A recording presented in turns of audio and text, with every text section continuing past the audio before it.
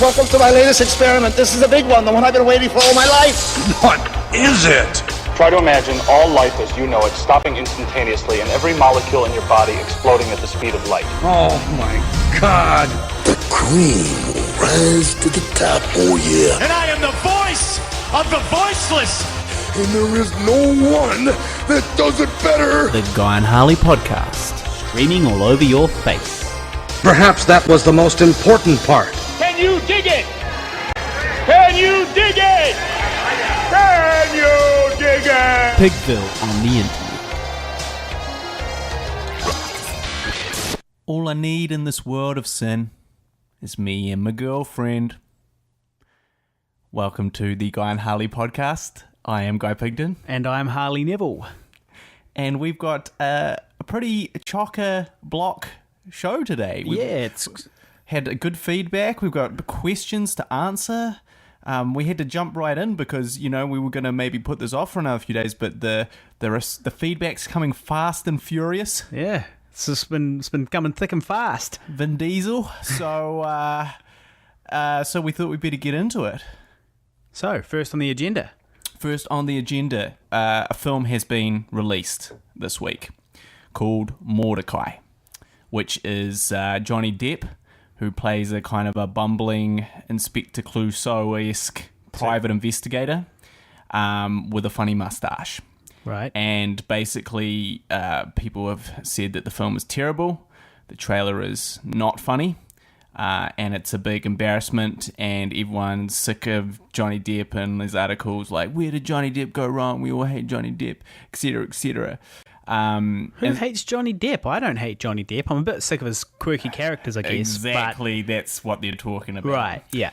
So basically, this is the thing, and I did want to talk a little bit about this because, man, it's the classic Dark Knight situation.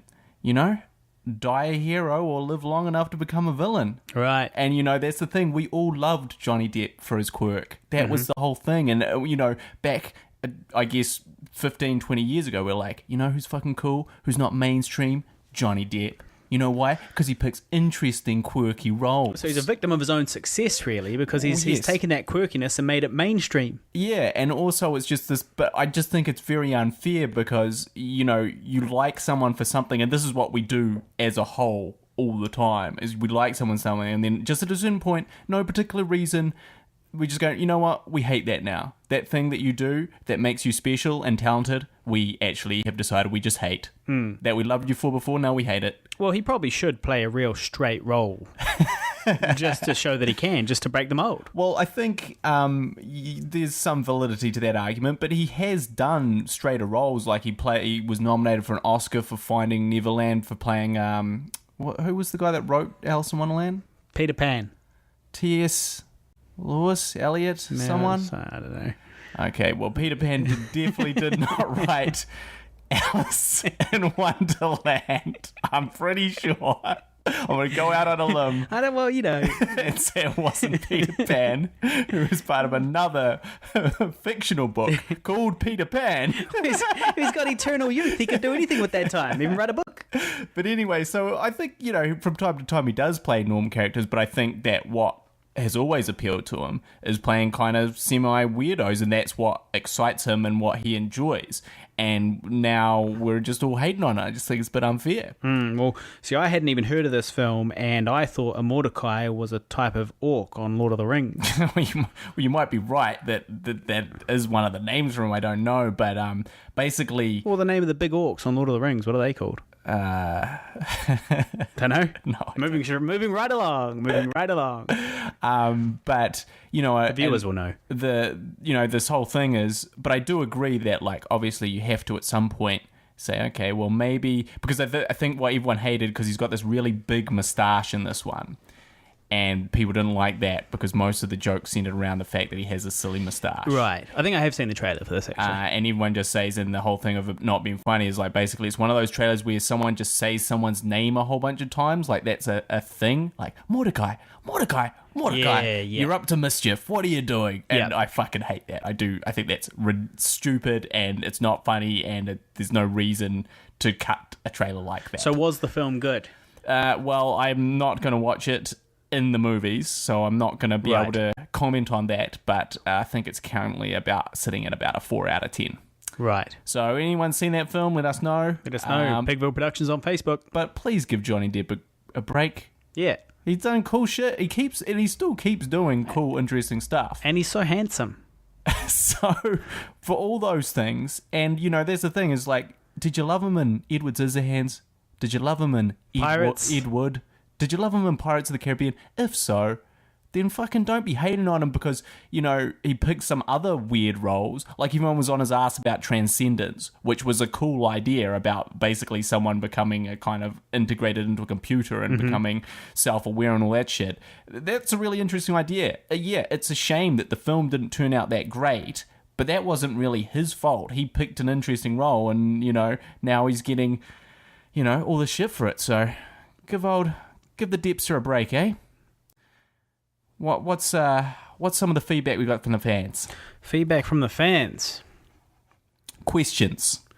Well, first on the agenda, we had Kim Martell. So we're going to go straight into viewer feedback, are we? Yeah. All right. So we got Kim Martell said, Guy should talk about why he prefers film over TV because apparently you think you can go anywhere in films, whereas even in the most epic TV shows, you're somewhat constrained. Yeah, well, look. Elaborate on this theory for us. Now, we've can agree, I think. We have entered this, what they call the golden era of television, which is basically where television has come up to the level of films to some degree. You're allowed to do more on television. You're allowed to, the budgets are bigger. The quality of the acting and the talent is equal to film. People that are in films will make a TV series now, and that's considered okay, whereas before TV was considered beneath them. That was like them, dropping down to the B team, basically. And, and to be honest, characters and storylines are getting richer than if you look to the Hollywood mainstream films, because, they're shying away, TV is embracing sort of edgy stuff and ideas, and Hollywood is rejecting those things. Yeah, and they want the big popcorn blockbusters and 4-quadrant films, what they call 4-quadrant films, which appeal to every single demographic. Yeah. And of course, you create huge problems. What are the 4 quadrants? Is that it's like set up? It's like kids of a certain age, teenagers, adults, right, and both male and female. Right, the different demographics. Got it. And so, of course, when you try and make a film for everyone, what you end up doing is making a film for no one in a certain way. And so, we're reaching the stage where we're kind of making shittier films. This is only true of America, I might add. This is not true all over the world. But why I think television is still not as good as films is that you are still constrained by the television medium. So, for instance, to tell a story over 10 episodes means that all your characters can't die in episode 1. It also means that you kind of establish a character, like, for instance, in The Walking Dead, they have Daryl, who's this very popular character, and, one of the ideas was that anyone can die, but they just can't kill Daryl because he's too popular. So the only way that they can kill him is, do it through 3 or 4 episodes, but they can't just off him randomly and everyone go, fuck! Yeah. It's just probably... you never know, but it's probably not going to happen, and that is the constraint of television. And what you get with television is you also get these what they call bottle episodes, which is basically because television is still also more constrained by budget than films are, which means that you're doing 10 episodes, you can't have action in all 10 episodes. Yeah, you're going to have episodes where basically people just sit around doing nothing. Yeah, and what these bottle episodes are is basically their main setting is just them sitting around and an event happens and they're all in this one place, and you save money there so you can build up to a big action sequence in episode 7 down the line. But of course with films you don't have this problem, and I think that the rigidness of the structure of television creates this thing where although there's the formulas, and there are formulas in film as well, but you can kill characters, you can go anywhere, and I think a good example is Interstellar, where Oh, I haven't seen this. I'm gonna give you... I haven't seen this. That's right, I'm still gonna say it. Well, but what if the listeners haven't seen it? The listeners will get what I'm talking about, it's fine. No spoilers, mate. I am gonna watch that one. I'm a big fan of space. But with Interstellar, essentially, you can go to other galaxies. Yep, got that. Makes sense in the name, actually. If Yeah, it's you know, interstellar, you can well, other stars. literally go and bend space and time. Yep. And transcend all these boundaries of Earth, which, yes, of course you can do something like a science fiction TV show, but it's just not the same. It's not the same scope. It's not the same sort of impact. You couldn't make those same choices in a 10, 12 episode something or other. It just could not happen. And so I think that that's why films are still better, because they can be more unexpected. You can go on a journey that encompasses more things and surprises you more. And so I think that while, you know, and if you look at Game of Thrones, basically you've got the odd kind of violent, you know, battle here and there, but essentially it's a bunch of beautiful people going to a beautiful setting and sitting down and talking in that setting, and repeat every scene, or, you know, or a cold castle, or, you know, on the wall with Jon Snow. But you will always kind of get to these points, whereas a film, you'll have this constant sense of movement and momentum. You can literally be driving in a car, get out, drive somewhere, drive, go, go, go, go, and it's never stopping. They're never sitting and doing this one thing and setting up. But the problem is with television shows, you've got to build these sets. And when you build a set, it's expensive. You've got to use it. You keep using it over and over again. And so I think, for me, the idea of an unexpected journey, Hobbit reference. Yeah, Hobbit reference there, yeah. Is what makes films still more exciting and dynamic, or the possibility to be, although they're not always. And so that's why I like film better than television. Right. Well, for me, the golden age of television has been a great thing, because I never watched any TV. Now I'm all over Breaking Bad. I'm all over Game of Thrones, Fargo, The Strain. Yep. I'm probably going to give that 12 Monkeys one a go as well, although the trailer looked shit. Right. So, yeah, I mean, I never used to watch TV. Now I'm all over it. Yeah. So it's been a big...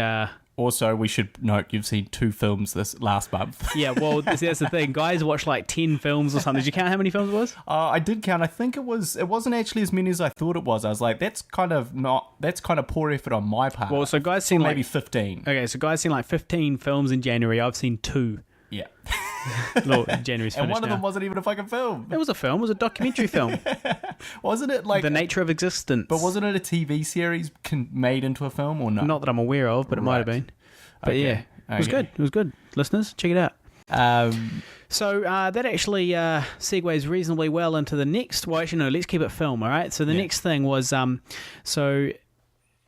Shane Simpson had a question for us. He says, movies seem to have a consensus of making anything with gasoline in it explode for little reason, and medical aid is generally given incorrectly, i.e. this person's heart has stopped or they've been dead for 10 minutes. Quick, get the paddles.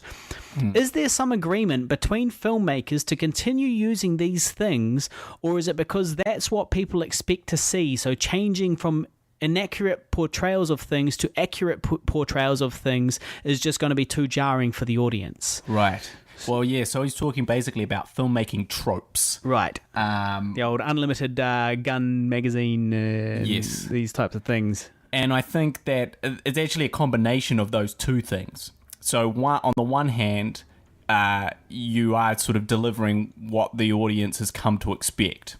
So they have a set of expectations. To a degree, you're delivering to those because, you know, for instance, a car blowing up is exciting. So if the car doesn't blow up, that's not exciting. You know, whether it's real or not, that's kind of beside the point. And I think that there's two sort of arguments going on here, because you don't want to make real life. You know, films aren't real life. We live real life, and it's fucking boring. It's horrible. You know, we want to escape it. That's why we watch films. Exactly. You go to movies to get away from your real life. So, you know, just showing things as they truly, truly are, although you can obviously show moments and have, you know, sequences between people which are very truthful, I think is not particularly exciting, and not that many people want to be involved, like want to enjoy that. So I think, you know, that is one thing you're coming up against. And I think, you know, certainly when I'm making a film or when I'm writing something, I'm saying, is this logical? Does this make sense?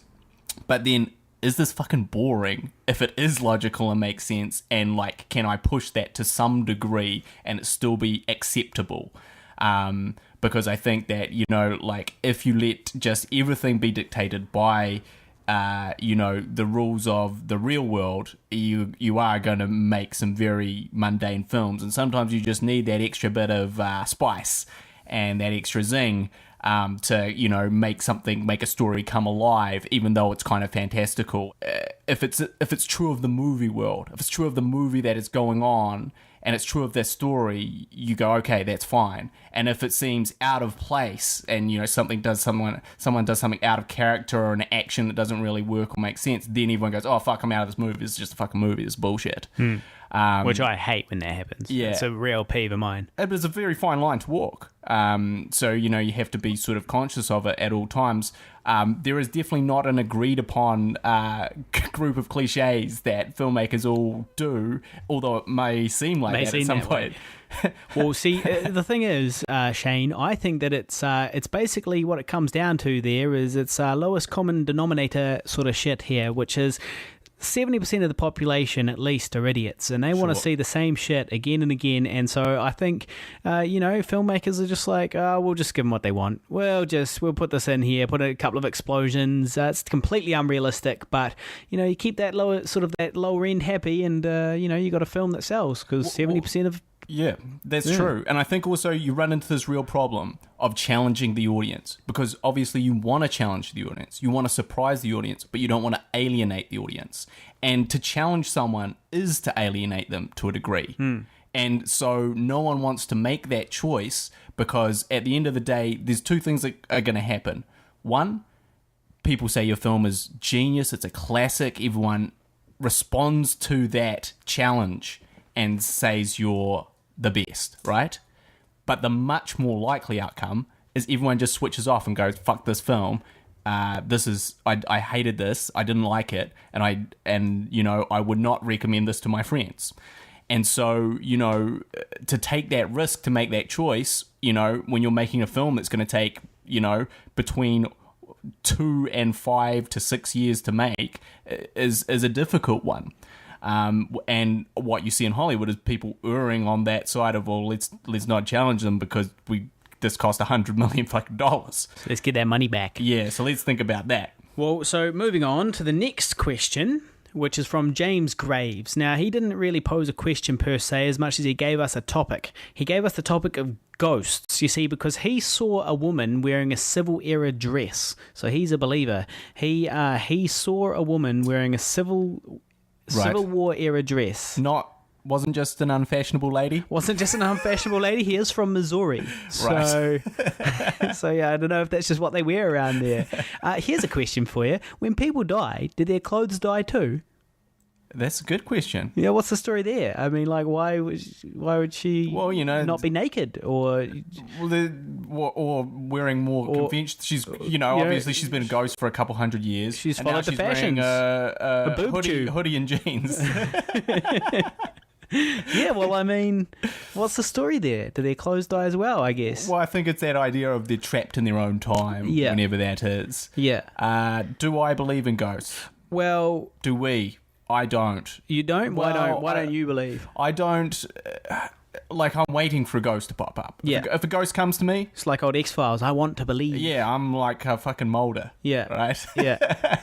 If a ghost comes to me, well, he just believed anyway. Yeah, well, Mulder was an idiot in a lot of ways. To be fair, he wasn't, because... because he was right. There was a lot of X-Files shit going on. Great. It was literally like, I have a good reason to believe every single week in a different kind of crazy, insane thing. Yeah. But yeah, so I haven't seen any ghosts. I would say I've had one kind of experience that was ghostly, which is actually part of the new film Older, which I wrote for another character. So I can't really go into it, but I'd say that was the closest thing. And I was like, fuck, was that someone, was that experience a spiritual thing? Was that, someone trying to talk to me, or was I just having a dream? Well, see- and the answer is I was probably just having a dream. But the thing is, you know, when you have something so powerful and so moving, you're like, wow, you know, that's so out of the ordinary. You know, like if a ghost is going to come to you, how's a ghost going to come to you? Well, he might come to you in a dream, right?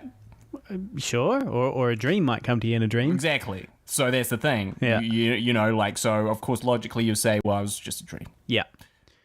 Yeah, well, me personally, I'm definitely Scully. I'm a skeptic.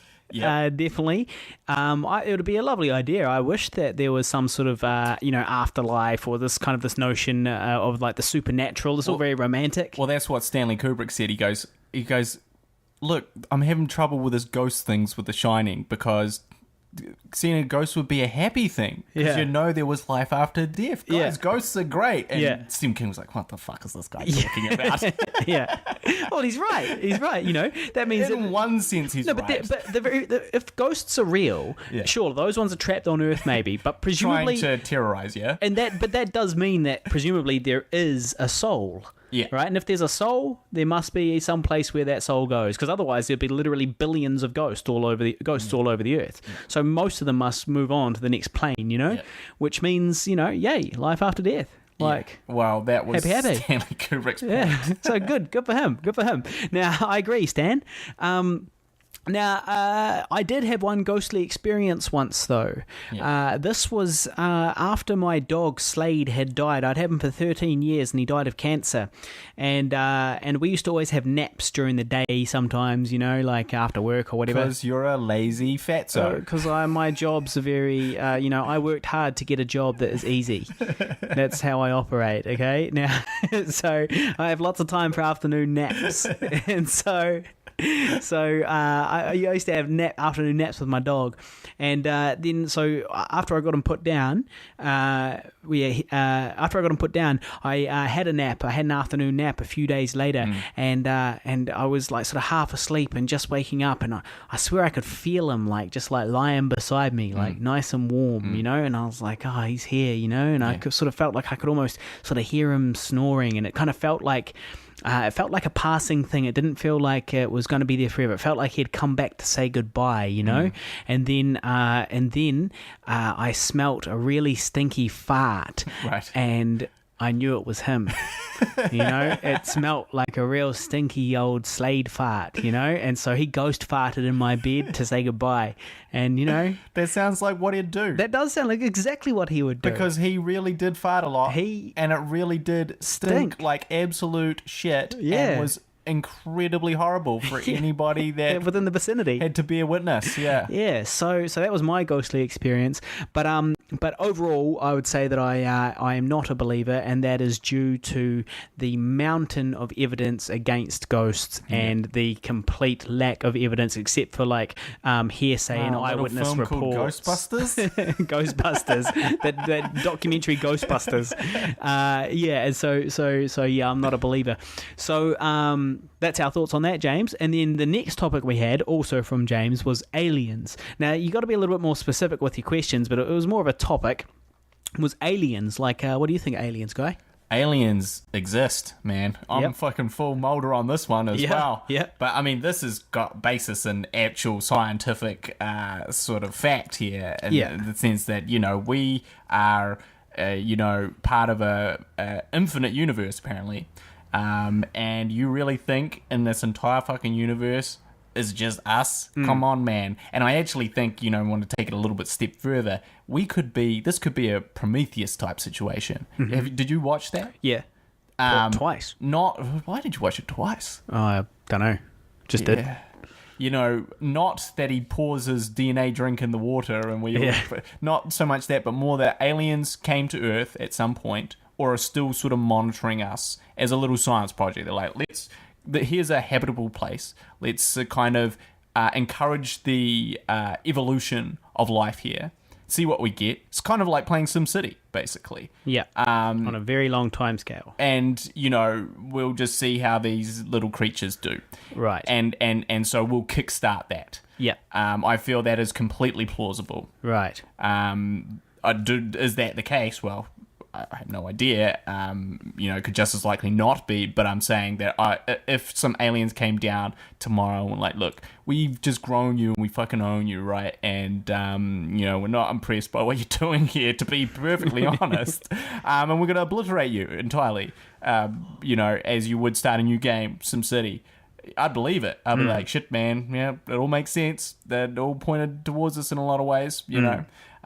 So, yeah, what about you? Well, I mean, I definitely believe that aliens are real for the same reason that, if you take infinite time and infinite space and add some matter, eventually, every eventuality is kind of... Sure. It's going to happen, it's going to combine and form life, and it's happened to us, it's happened here, and it's just sort of silly and arrogant to think that it could only happen here, given the vastness of the universe. So are there aliens out there? Definitely. What about... Are there intelligent, civilized aliens out there? I think probably. Yeah. I think there probably are, yep. Are there aliens? Are there little grey men that go to the Midwest of America and abduct fat guys and put things 54. Up their bums? It's not Studio 54. It's Area 51. Area 51. Studio 54 is a disco movie. Yeah. About a club in New York in the 80s or 70s or something. Yeah, so full of weird aliens. Yeah, so do I think that they come and abduct, big, fat, uneducated men from the Midwest and probe their bums? No, I think that it's far too far to come to do that. Like, if aliens had come here in recent times, then they would have announced themselves quite promptly, I think. I don't think they would have messed around with our cows and drawn crop circles and other silly bullshit. They would have come along and announced their presence, because just the act of getting here, even if it doesn't matter how technologically advanced you are, I think it's quite a feat. It's quite a feat to bend space and time and get here, or to somehow go faster than the speed of light, which we currently think is impossible. So I think that it's a hell of a journey, even with all their technology. And then as for whether or not they came and seeded the Earth, I don't know if I believe that one either. I feel like... I think it's more like there's just spores floating through space, and it's essentially these spores are kind of like microbes, and they're just in like clouds of gas and stuff around, and as the galaxy rotates, these little spores end up in on planets and then spread that way. That's my line of thinking. Right. It's my line of thinking there, and it just evolves in its own way. When the aliens come, I'm going to be on the spaceship. They're not taking you with that attitude. Well, I think they're real. I'll be like, guys, I believed in you. I just didn't believe you created created us. Yeah. Well, why would you? So next on the list, what we got? Oh, okay, it's me. Yeah, it's you. Okay. We've got a slug problem in our flat. Yep. Not happy about this. Yep. It's been ongoing for probably half a year? Yep. Crawling up all over the bench. Essentially what happens is we there's no slugs about just in general, and then we go to bed, and then the next day we find trails of slug secretions all over our kitchen bench, and particularly attracted to our frying pans. Yeah, which we obviously don't clean properly. Well, you'd think that, but yeah, I guess, and it's like they always come out at night. We've tried putting pellets down. That kind of didn't really do that much. Nothing really does anything. They just keep on coming. We throw them all out. You throw out, 7 or something? I threw out 4 or 5. They just keep coming. These big fat slugs. And sometimes if you come in the middle of the night, you get up to take a piss or something, and you flick the kitchen light on, they'll just be all over the bench. Mm-hmm. Disgusting. And Angie, who lives with us, my girlfriend, not impressed. No. Not impressed by the spiders, not impressed by the slugs. Yeah. The other day she got woken up with a spider crawling over her face. Well, this slugs thing is real disturbing though, because they put this little trail in the fry pan, right? You wash the frying pan very thoroughly, and there's still just a hint of the slug jism on the fry pan, even though you've scrubbed it as hard as you can. Yeah. And then you cook the food, so essentially I'm eating slugs. A lot of slug jizz. Yeah. I am consuming slug jizz on a daily basis. Yeah. Because I use that fry pan every single day. Well, speaking of disgusting things, who is it that lives here that is putting their toothbrush and leaving it in the shower? They just leave it in there. Is that you? Sometimes. You just leave it in there? Is it in there now? No. Because, there's been a toothbrush in there for a wee while, and that is disgusting, because when I'm washing, right, all the water, all this, soapy, filthy, cummy water is Why is it cummy? I thought you were just washing yourself, man. It depends. Is splashing off of me, though, and landing on this toothbrush. And it's not without me, like, I'm not doing it on purpose. It's just the way it is, you know? Like, the water goes everywhere in the shower. And then someone jumps in after me and puts their toothpaste on and brushes their teeth with it. Where do they put it? Where are you seeing that toothbrush? Up the top? Nah. Okay. Little soap thing right beside the... Yeah, no, that's not me. Well, that sounds like a Rick It's a maneuver. classic That's Rick our Schaefer's thing to do. Yeah, so anyway, I just thought I'd bring that up. I wouldn't really have that much of a problem with it, though, because you're going to start off by washing the toothbrush. It's your first act in the shower. Wash off the cum that you've just sprayed on it accidentally. Yeah, all right. Well, on that note... I saw a couple films recently. Now, part of the one of my crosses to bear as a guy that's made a zombie film is that I've got to watch all the zombie films. Yeah, I just see have what to other do people it. are doing. I got to know what's going on. I got to be current. I got to be relevant. And I've also just got to see, because I do kind of think that I could just one day sit down to watch a zombie film and it's pretty much our film. It's pretty much it. It's pretty much everything that we had. Well, in that's ours. the fear, isn't it? Or it's ours just done in every way better. Yeah. So that has not happened yet, thankfully. Very, very thankful that has not happened yet. But it means I have to watch these zombie films and I watch not great zombie films. I caught Zombeavers, which is about zombie beavers. Makes sense. Which was fine. It was all right. It was not very deep, but it was okay, and it had some funny bits in it. But I also watched Juan of the Dead, which is a Cuban film. Right. And was really, really bad. You reckon that would have got a release in the States? Yeah. It's Cuban, though. There's an embargo. It's still... No trade. I'm 100% sure it would have been released there. It's interesting. But the strangest thing about it was, and this is what I always question when I see films like this, which are, essentially... The film itself, the story was kind of crazy and kind of weird, and obviously, there's things I didn't understand. The subtitling was really bad. Yep. I remember there was one bit where he's like, "Fuck your mother in the heart." Right. And I'm 100% sure he did not say "fuck your mother in the heart." Yeah. That was not, he might have said "fuck my life." He might Yeah. have said "fuck this shit." He might have said "fuck zombies." Yeah. He definitely didn't say "fuck your mother in the heart." Yeah, well, it could be, some sort of direct translation. Yeah. And I think that's the thing, is some things are a little too literal there. Yeah. But it's so strange because they, essentially the film has hundreds of zombies in some bits. It has some very sort of crazy segments, some bits are very serious and some bits are very ridiculous. There's a bit where he's handcuffed to a zombie and he's doing a dance with the zombie. The zombie happens to be a kind of gay guy as well. It's just kind of really completely ridiculous on the one hand. And then he throws him over the top of the building with the handcuff still on, so he's dangling by the handcuff, and they're like, cut it off, and he's like, no, fuck that. And then what they do is they pour oil on the zombie's hand, and he slips out of the handcuff. Yeah. Which can't really happen, I don't think. It would, at least the handcuff wasn't on properly. Or if the thumb broke. Yeah, which it didn't. Right. But anyway, so the weird translation is weird, but also the visual effects were so pixelated. It was like watching a computer game, from a Super Nintendo computer game. Yeah. So you'd have these quite epic, fights and battles, and then you'd have these kind of computer Super Nintendo graphics. And it's well, if you're going to go to all this trouble in one aspect of your filmmaking, why isn't this not universally applied to the whole thing? I just don't understand when someone has super high production values for 70% of the film, and then 30% of the film they just look at this Super Nintendo generated special effect and they go, yep, that's good, put it in. Put in that helicopter crashing. Or maybe they ran out of money by that stage or something. Oh, maybe they did, but it's just why don't we just go the extra mile, yeah, but they might not have a great funding thing in Cuba either. It's not exactly a rich nation. No, it's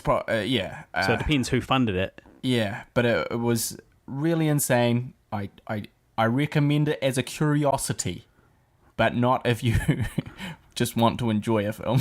Well, speaking of zombie films, and in particular, I Survived a Zombie Holocaust, well, that is time for our new segment, The Troll Hole. We're going to do that every time. That's what's going to happen every time. So this is where we just read up some of the hate that we're getting online every week. This is just people just tearing us down every week online, just bad-mouthing our videos, bad-mouthing posts that we put on Facebook, pictures, all the rest of it. Just haters, just trolls and haters. Because if it's one thing that we know, it's that the internet hates everything. Yeah.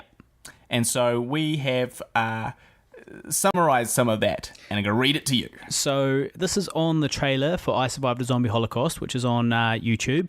Okay, first one we got here. Another copy of George A. Romero's films. Bit unfair.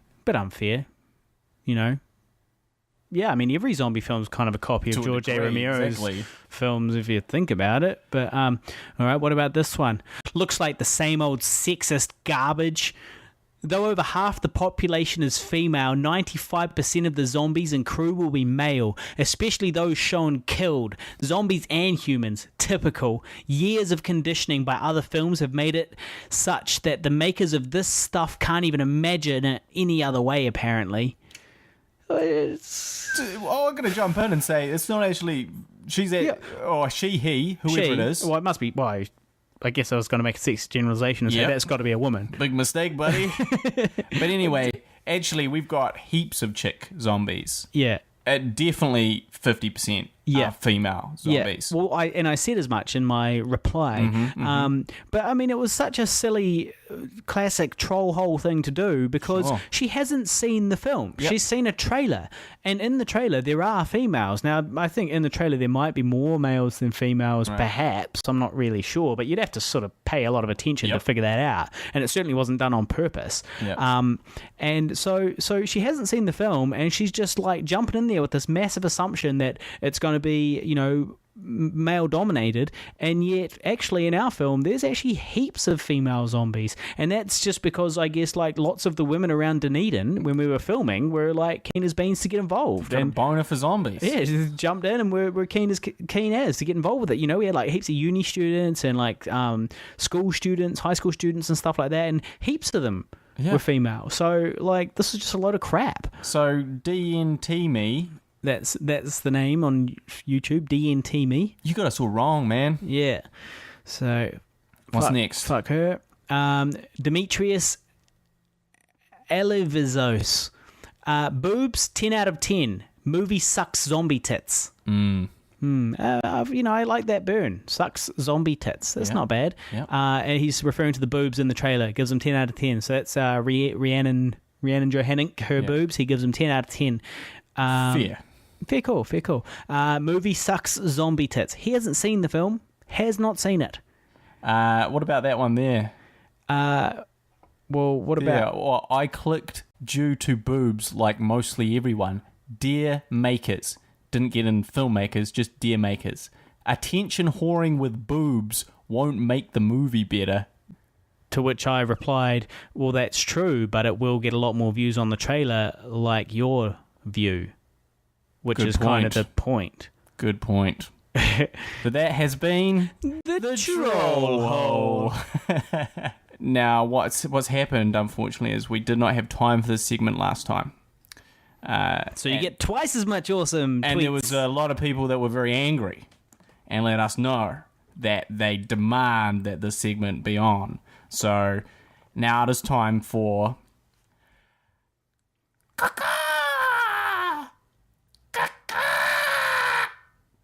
Tweet it.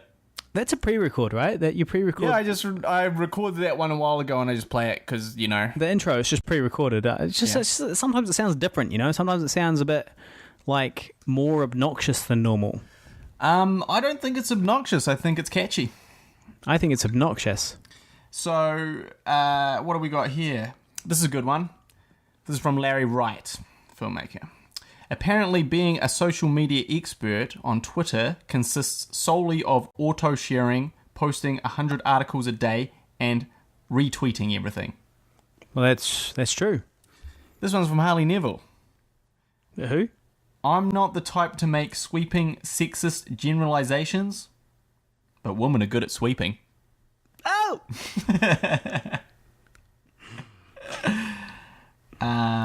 What else we got here? This is from the studio exec. Apparently, Jurassic World is the most environmentally friendly movie ever. It's been made from 98% recycled script. Oh! This one's from Guy Williams.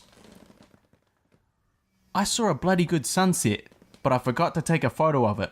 I just remembered it. You know, I read somewhere that actually when you take pictures of things, you do remember them worse. When you take a picture of them, that it doesn't stick as well in your memory than if you had just sat there and appreciated it. That's interesting. Yeah. This is actually, Harley's offering me more alcohol. I have nodded agreement to this. We're drinking the Sambuca. Yeah. Just sipping on it straight. This one is like actually kind of wanted to go into a bit of a side topic here. This one's from just some random chick that became my Twitter friend. Mm-hmm. Not Twitter friend, a follower. Is she hot? Photo is she's hot, but you can never tell online, can you? But according to my Facebook, I'm a babe. Yeah, these are Twitter trolls in themselves, which are basically people on Twitter. They'll just basically follow everyone for a follow back. Yep. And then post absolute crap all the time. Yeah, that's just kind of their thing. That's what they do. Anyway, this one struck me as this person is what's wrong with the internet and Twitter and everything. She is what's wrong with everything. This is from Jordan Brown. That awkward moment when you want to laugh in a serious situation. That is awkward. That is the fucking stupidest tweet I have ever heard. You mean that moment in life, like we all experience, like, you know, yes, sometimes you want to laugh when it's inappropriate to laugh. Sometimes when things get awkward, you might feel like laughing because it's a way for the body to kind of release all the sort of emotions that are going on in a way that is non-confrontational. Yeah. Okay. This is a basic thing of human nature that happens in life. It's kind of like tweeting that awkward moment when it's too dark to leave the light off, but too light to turn the light on. Hashtag dusk. That's actually not bad. I don't actually mind that. I feel that's funny because you're obviously being funny. Yeah. And she's not. And, so that Twitter whoring I just don't like. So, if you're going to tweet, if you're going to, do series of tweets like that, just show that you have some shred of intelligence. That's all I'm saying. Well, she doesn't, though, probably. No. And this is from Tim Ferriss, man who wrote the 4-hour work week and the 4-hour body. Famous. I am an old man and have known a great many troubles, but most of them never happened. Mark Twain. Oh. This one's from director Greg Mottola. I can't wait for my Apple Watch. Instead of spending my life looking down, I can look down and a little to the left. That's what we'll do. This one's from... We'll get Google Glass, though, man. Get Google Glass. Yeah. This one's from Rob Delaney. Found my clit! Exclamation point. What? Now, this is kind of an interesting one. I talked a little bit about Quadrants earlier, but this one's a tweet from Larry Wright as well. He goes, show me a director trying to tell a story in Quadrants, and I'll show you an empty IMDb page. IMDb being the page where... Internet Movie Database. Where you list all the things that you've done. And what he's talking about is there was a recent, sort of tutorial online which talked about a particular film called Drive and how the cinematographer/filmmaker had employed a 4-quadrant system to each frame. So when you look at the frame, there's something going on the left-hand side, the right-hand side, and the two bottoms. But they're all different. They're all somehow different and suggesting something different. And basically, that's a load of shit. Mm-hmm. It's just kind of like where you analyze something and you pick out the thing that you want to see, and you say, this is the thing that they're doing. And because that's the thing is like you have like, you know, the whole thing would be like, okay, look, your acting with your eyes is really good, but you're not doing enough with your hands down the bottom for my fourth quadrant. Yeah. So we need to do another take. Yeah. Because it's not fitting into all my quadrants just perfectly. So, you know, you do have to be wary of these sort of no film school DIY tutorials where you go, that's really interesting. It's like, is it though, or is it just a guy big pile of wanky shit needing to do a tutorial and knows he's going to get views with this? Well, I've got one here. Yep. Serious one. Oh, okay. Yeah, okay. It's about dreams, your dreams, our dreams, my dreams, anyone's dreams. The moon is small and insignificant when compared to the grandeur and majesty of the stars. But on a clear night, she outshines them all. Hashtag. Just saying. You're referring to dreams. Is that Well, what I you're guess referring so. to? You know, I thought the you whole... Or not your girlfriend. No. None do with my girlfriend. 100% not your girlfriend. No. Yeah. That's good. I liked just, it. You know... That's deep, man. It's deep, I don't man. think anyone knew that. Right, yeah. What you're talking about. Yeah. Specifically, they would have probably thought you're talking about your girlfriend. What do you think? I mean, it's just talking about how insignificant the moon is compared to the stars, right? But the stars are huge and majestic. But, you know, on its night, the moon outshines them all. It's sort of like saying, you know... Oh, well, because you're like, but on a clear night, she outshines them all. Oh, I meant she, the moon. Right, so I thought you meant she, the woman lying next to me in my bed. Right. No. That would just be romantic and... Sweet. That's not me. Not me, mate. Not me. Yeah. This one's from Chelsea Peretti. Once my home is fully set up, hopefully I won't need friends anymore. I think that's enough, tweeter. Oh, no, hold up. Let's just... here we go. This is it. Let's end on a high. This is from Matt Fowler. Why is 50 Shades of Grey sexy? Does he pee on her? Someone tell me. Not that I'm into that, but does he? Is there a urine? Asking for not me. That is funny. I wish I thought of that. And that is what we call the Twitter section.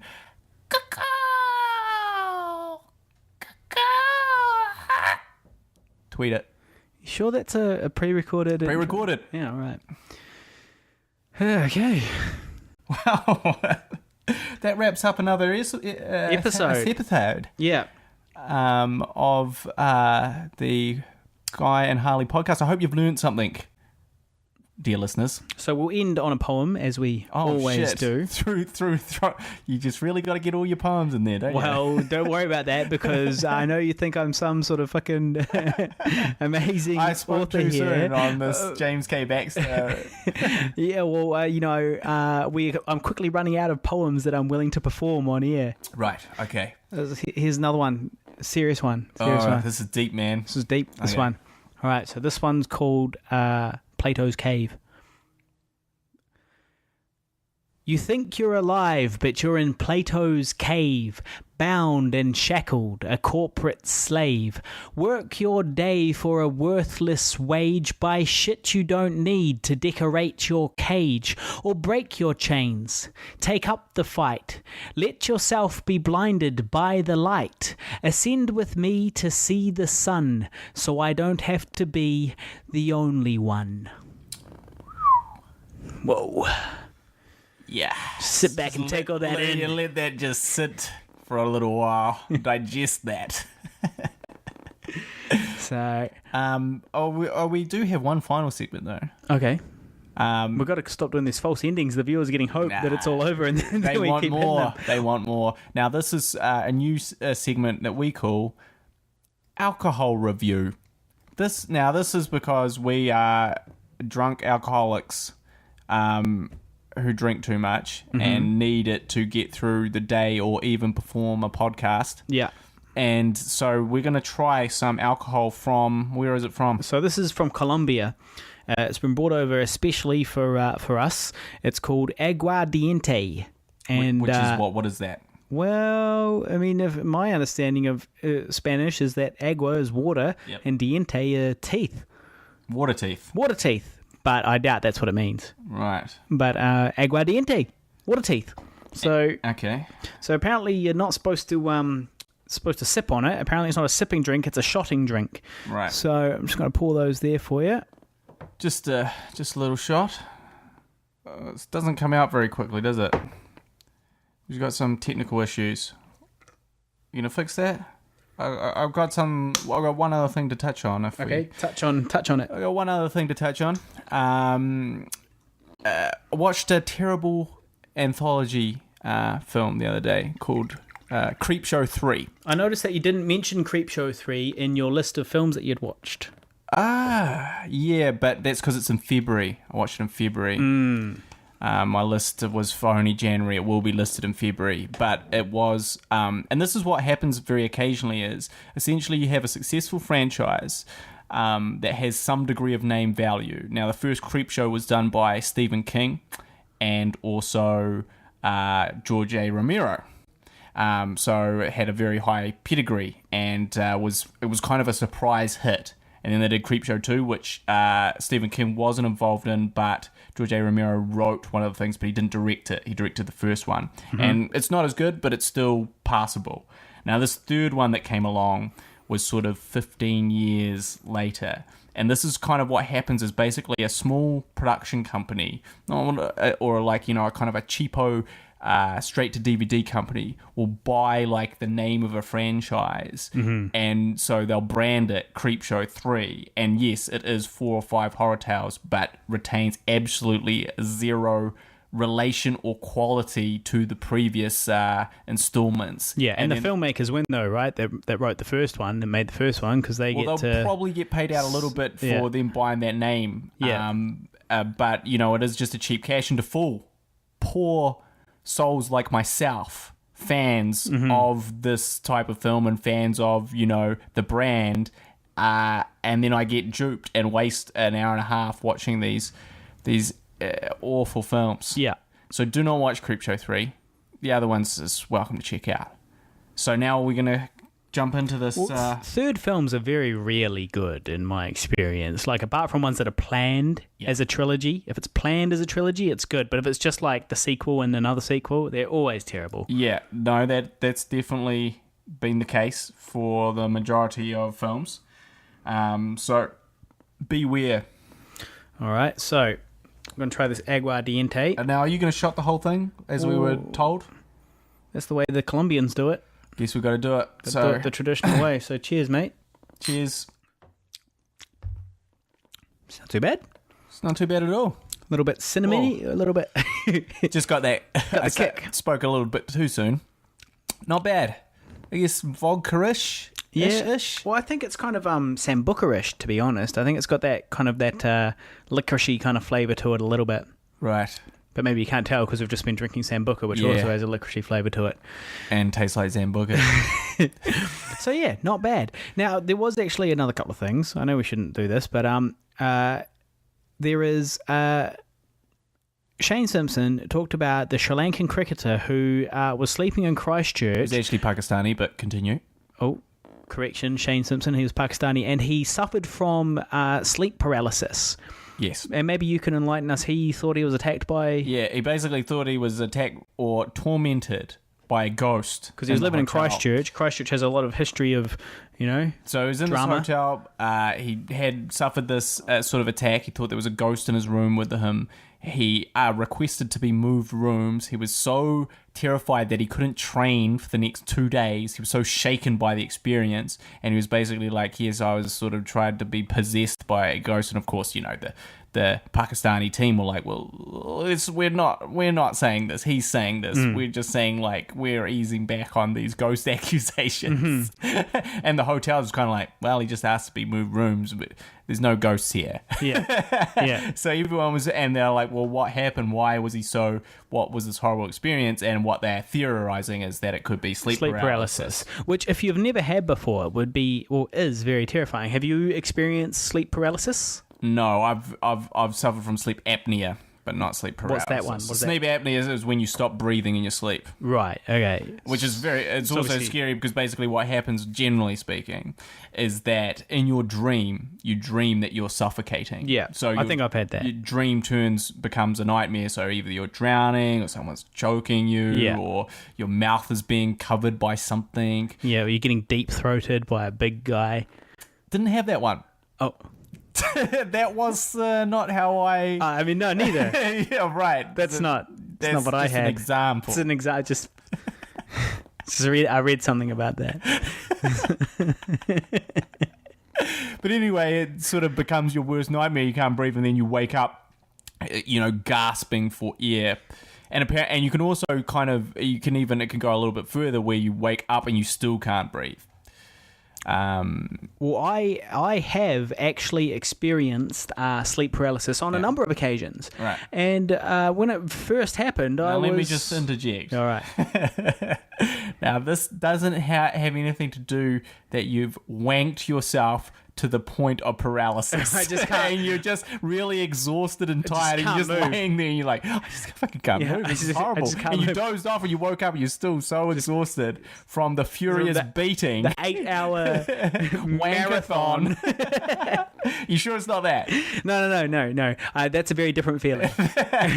No. I have had sleep paralysis on a number of occasions, and it's pretty terrifying. And I remember the first time it happened, because it happened, there was a spate of attacks, right. over sort of several days, where it happened to me a whole bunch of times, to the point where I was almost a little bit afraid to go to sleep, because it just kept on happening. And what it was is, what happened was, I wake up, I'm in my room, right?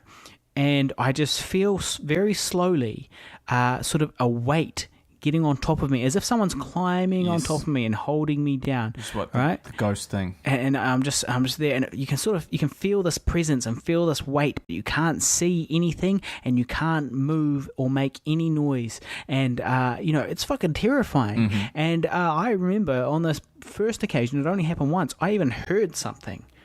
I heard someone lean in and whisper, and they just said this. They just said, "You will die." That's all they said. That's all they said in my ear. And you still don't believe in ghosts. And I was like, well, that's weird. But definitely not a ghost. I was like, there's definitely some sort of evidence that would, there's definitely a logical reason for this. 100% ghosts don't exist. That's for sure. If I've taken one thing away from this horrific, almost possessed experience, it's that ghosts do not exist. No, well, see, the thing was, if that had happened to me just once, then maybe I'd be like, fuck. Yeah, right. I am convinced that ghosts are real. Yeah.